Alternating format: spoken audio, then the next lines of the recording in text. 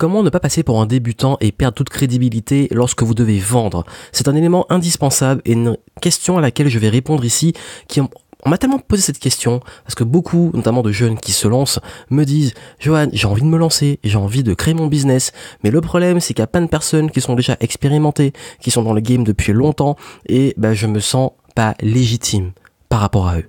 Et c'est important de comprendre une chose. Démarrer, c'est tout à fait normal. Et ce n'est pas un frein. Au contraire, tout le monde démarre, tout le monde débute. C'est une bonne chose. Et d'ailleurs, démarrer, c'est une réelle opportunité. Je vais vous expliquer pourquoi. Déjà, il faut comprendre une chose, c'est que quand on souffre du syndrome de l'imposteur, qu'on se dit qu'on n'est pas légitime et qu'on ne pourrait pas se lancer, la croyance principale derrière, c'est de se dire, ok, en fait, j'ai pas l'expérience, j'ai pas les compétences et du coup, personne va m'écouter, personne va me suivre, personne va vouloir même payer pour mes prestations, pour mes services, mes conseils, etc. Et quelque part, au fond, c'est un peu vrai. Et oui, je sais que c'est dur à entendre, mais si on est débutant, qu'on se lance et qu'on se met tout de suite au même niveau en se disant que je vais être au même niveau que ceux qui sont dans le game depuis longtemps, oui, au final, on est un imposteur. Pourquoi ? Parce que vous ne devez pas vous comparer aux top performeurs de votre domaine. Est-ce que si vous commencez le tennis, vous commencez le tennis, vous commencez l'entraînement, vous allez vous dire et commencer à vous comparer en vous disant je me compare au top 10. Ou alors vous commencez le foot et vous comparez aux stars de, du Real Madrid ou de Barcelone. Donc en fait, l'idée c'est quand vous commencez, quand vous débutez, c'est normal de ne pas être au niveau des gens qui sont là depuis très longtemps, qui s'entraînent depuis très longtemps et qui ont atteint un certain niveau. Mais vous avez un gros avantage. Vous avez un gros avantage qui est que c'est l'opportunité d'apporter quelque chose de nouveau. Parce que un gros qui est installé depuis longtemps, qui a une réputation, qui fait les choses comme il fait depuis très longtemps, c'est plus difficile pour lui de changer.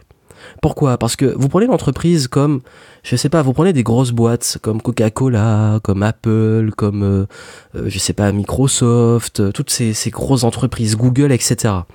Si du jour au lendemain, ils décident complètement de changer, je sais pas, leur logo, mais complètement changer leur logo, ou s'ils décident de changer leur façon de communiquer, de changer les couleurs auxquelles ils ont été attribués, ça va paraître bizarre.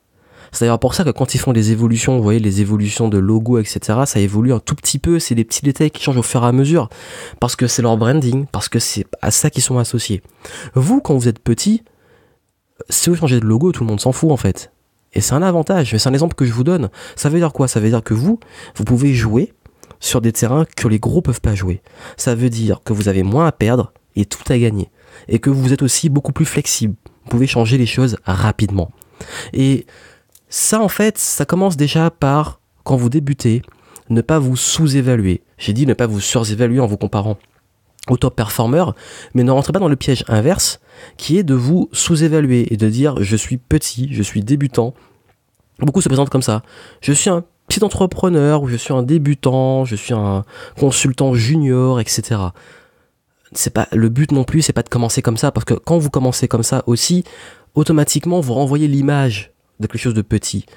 Présentez-vous comme vous devez vous présenter. Vous êtes entrepreneur, même si vous démarrez, vous êtes entrepreneur. Vous avez créé votre boîte, vous créez votre boîte, vous êtes un entrepreneur. Vous commencez à faire du conseil, vous êtes consultant.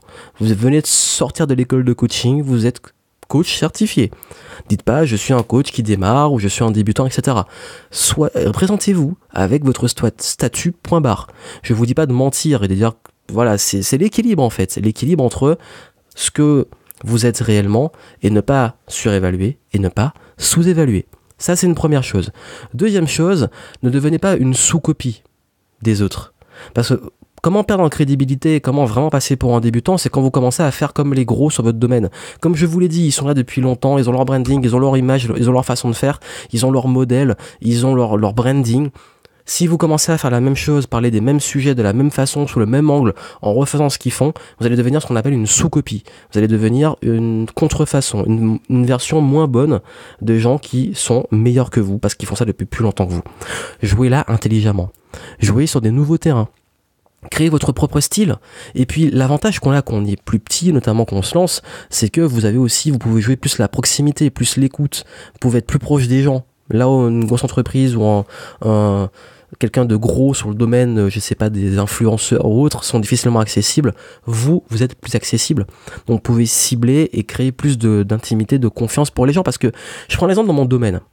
Dans mon domaine, quand je suis arrivé, il y avait beaucoup de gros qui étaient déjà installés, qui étaient déjà très forts, qui avaient un marketing très agressif basé sur des leviers d'influence très puissants. Et puis moi, je pouvais pas jouer sur ça parce que je n'avais ni la preuve sociale, ni l'expérience, j'avais pas le pouvoir qu'ils avaient. Comment je l'ai joué ? Je me suis pas mis à me comparer à eux. À un moment, j'ai essayé de faire une fois un tout premier lancement.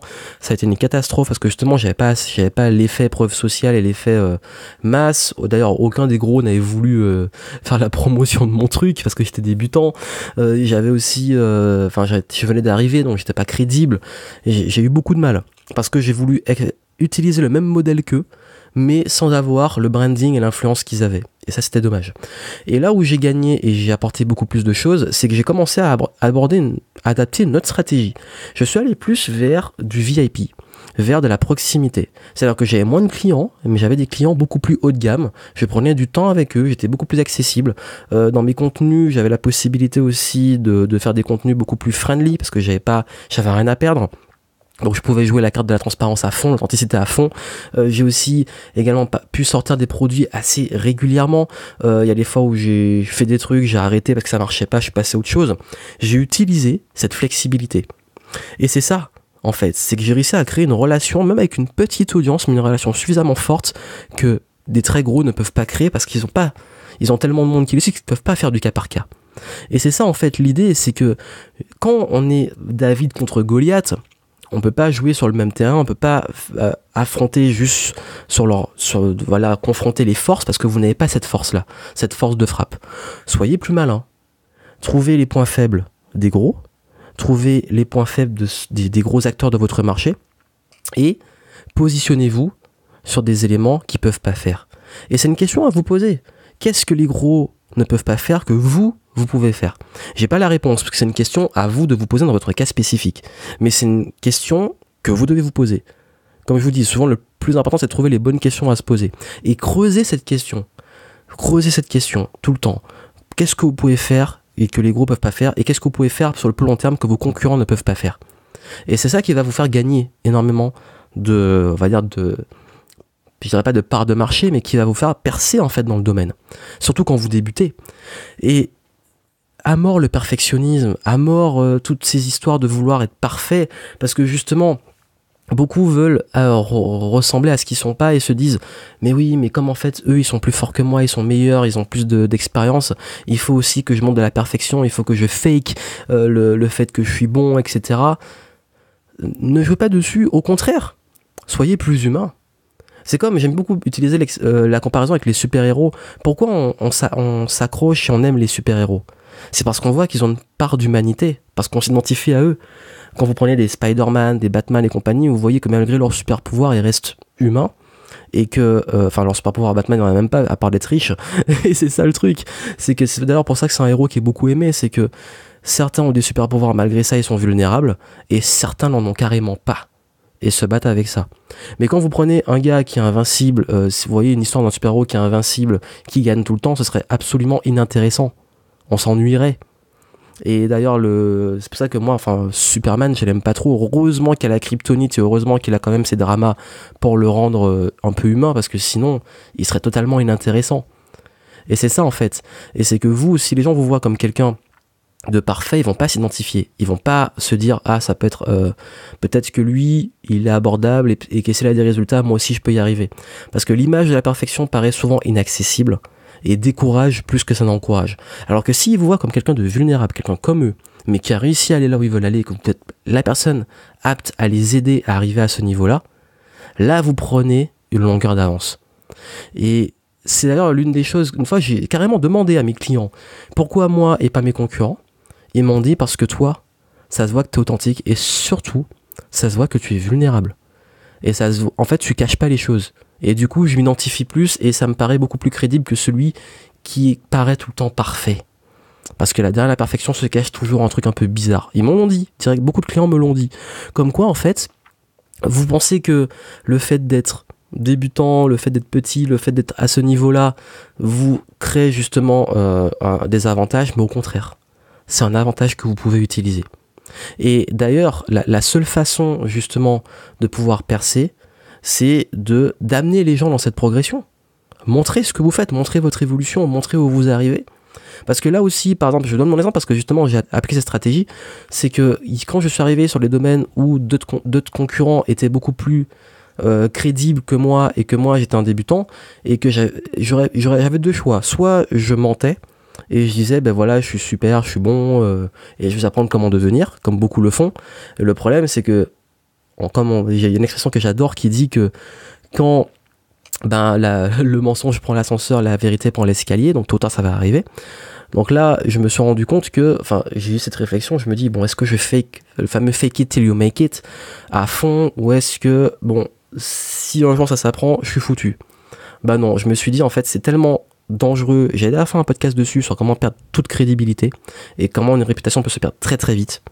Et je me suis dit, bon, là, je préfère jouer franc jeu, quitte à gagner moins sur le court terme et gagner plus sur le long terme, en montrant que oui, je démarre, je crée ma boîte, j'évolue, j'applique ce que j'apprends, mais je montre les résultats.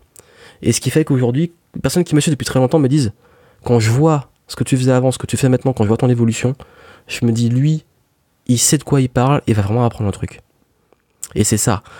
Vous pouvez amener aussi, si vous débutez surtout, votre communauté, vos prospects communauté que vous allez créer au fur et à mesure grâce à ça, amener sur le cheminement et leur montrer justement votre cheminement et l'évolution vers les résultats où vous voulez les amener.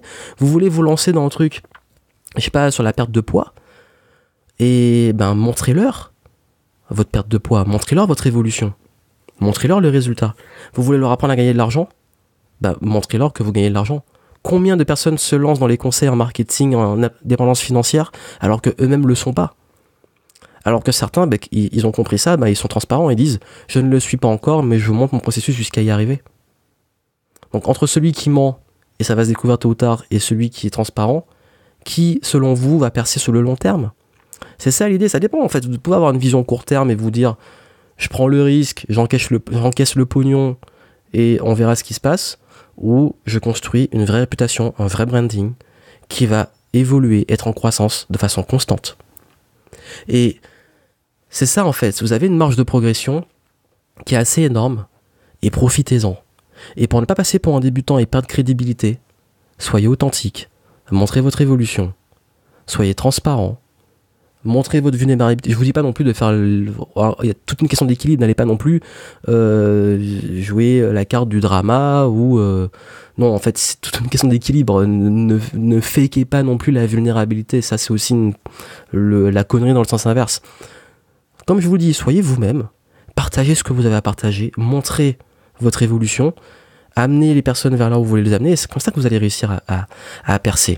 Et c'est pour ça que beaucoup croient que la vente, c'est se transformer en commercial, être parfait, avoir un beau discours. Mais c'est pas ça la vente. La vente, le levier qui fait la différence, c'est avant tout une question de personal branding. Parce que si je m'adresse à beaucoup d'entre vous ce que vous vendez finalement c'est vous. Et finalement, vous, c'est votre propre marque.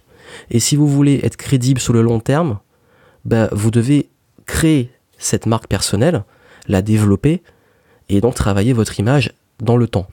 Et cette image ne doit pas être, comme je l'ai dit, liée à un concurrent et donc être une sous-copie. Ça ne doit pas être non plus un truc qui est fake. Ça doit être vous-même et quelque chose qui vous valorise vous et ce que vous faites et surtout ce que vous êtes. Et les personnes que vous allez attirer vont être des personnes qui vont être fidèles aussi. Parce que vous pouvez... Le gros souci quand on vend juste purement du résultat, surtout de façon fake, c'est qu'on attire des personnes qui sont là juste pour ce résultat. Et le jour où quelqu'un d'autre arrive et vend le même résultat de façon encore plus agressive avec des meilleures promesses et vend plus de rêves, vous passez à la trappe. En revanche, il y a des personnes qui sont là pour vous, ce que vous êtes et ce que vous faites, ils ne vous lâcheront pas. Parce que s'ils sont là, c'est pour vous et non pas juste pour ce que vous avez ou ce que vous allez leur proposer. Et c'est ça la subtilité. C'est où vous voulez aller, c'est une réflexion à vous faire. Et pour moi, une entreprise pérenne, qu'elle soit une entreprise en solo entrepreneur, donc tout seul, ou une petite entreprise, ou même une grande entreprise, elle doit se faire sur la construction d'une marque. Et ça commence dès le démarrage. Le gros avantage, c'est que quand vous vous plantez au début, c'est moins grave que quand vous vous plantez, quand vous avez déjà une réputation. À un certain stade, on a moins de droit à l'erreur, c'est comme ça, c'est toujours comme ça. Je donne beaucoup l'exemple des sportifs, mais un sportif de haut niveau, quand, je sais pas, il doit tirer un penalty en finale de Coupe du Monde, il a moins droit à l'erreur que s'il doit tirer un penalty, je sais pas, pour un match de championnat lambda. Ce qui paraît logique. Surtout de Division 3, par exemple. Donc l'idée, c'est profiter de ce moment-là pour, justement, construire des bases solides. Et vous aurez tout le temps après pour travailler sur tout ce qu'il y a autour, appuyer les choses, changer peut-être certains éléments de votre branding, mais rester et travailler sur ce quoi vous êtes, ça va vous permettre de créer la voix et surtout ça va moins vous fatiguer parce que quand vous faites et que vous êtes vous-même et que vous êtes aligné dès le départ, ça avance de façon fluide et c'est ça qui est magique. Et donc c'était le message que vous donnez, c'est un message important pour revenir sur les bases, c'est que même si vous êtes débutant, même si vous démarrez, c'est pas grave, utilisez-le comme un avantage. Et si encore vous avez des mal, vous avez le syndrome de l'imposteur, vous ne vous sentez pas légitime, etc., je vous ai mis en description un lien pour vous aider à passer au-delà de ça, à passer la peur de vous vendre, la peur de vendre, de comment je montre aussi comment vendre sans vendre, comment travailler sur ces éléments-là pour que vous n'ayez pas à forcer et que la vente devienne non seulement un plaisir pour vous, pour vos clients, que vos clients soient heureux et surtout que vous ne soyez plus bloqué avec ça, sans description. Et moi je vous dis à très vite.